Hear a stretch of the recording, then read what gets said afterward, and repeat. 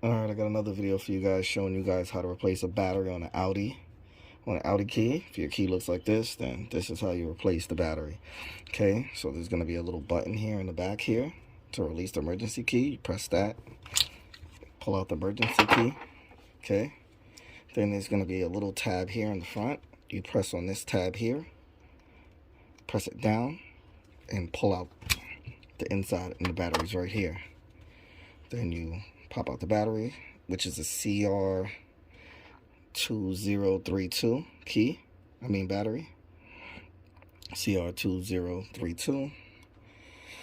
Okay, put the battery back in. As you put the battery in, the light will light up here.